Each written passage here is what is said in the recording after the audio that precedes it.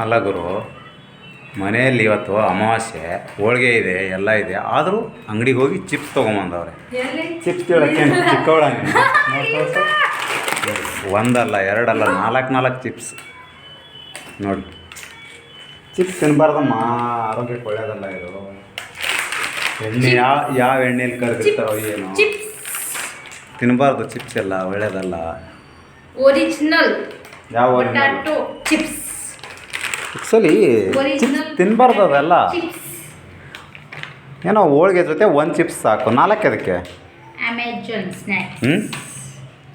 ಅದು ಗೊತ್ತು, ನನಗೂ ಬರುತ್ತೆ ಇಂಗ್ಲೀಷ್ ಓದೋಕ್ಕೆ. 4 ಚಿಪ್ಸ್ ಅದಕ್ಕಪ್ಪ. ಏನು ಸ್ನ್ಯಾಕ್ಸ್ ಮಾಡ್ತಾ ಅದ್ರದ್ದು? ಟೆಕ್ನಿಕ್ ಮಾಡೋದು ಇವಾಗ ಮಾಡ್ತೀನಿ. ತಿಂತಿ ಏನು ಹಾಕ್ಬೇಕು ಅದಕ್ಕೆ? ಅದಕ್ಕೇನೋ ಒಂದು ಹಾಕ್ತೀನಿ, ತಿಂತಿ. ಅವ್ರಿಗೆ ನೆಕ್ಸ್ಟ್ ವೀಡಿಯೋನೇ ಹಾಕಮ್ಮ, ತಿಂತಿ. ಅವ್ರು ಕಾತಿರೋದ್ರಿಂದ ಕಾಯಬೇಕು. ಹಿಂಗೆ ನೋಡೋರ್ಗೆ ಬಾಯಲ್ಲಿ ನೀರು ಕಡಿಸಿಬಿಟ್ಟಲ್ಲ. ಕ್ಯೂರಿಯಾಸಿಟಿಯಿಂದ ಕಾಯ್ತಾರಷ್ಟೇ ನೆಕ್ಸ್ಟ್ ವಿಡಿಯೋಕ್ಕೆ. ಟೇಸ್ಟ್ ಓಕೆ ಮಾಡು, ನೋಡೋಣ ನೆಕ್ಸ್ಟ್ ವಿಡಿಯೋಕ್ಕೆ.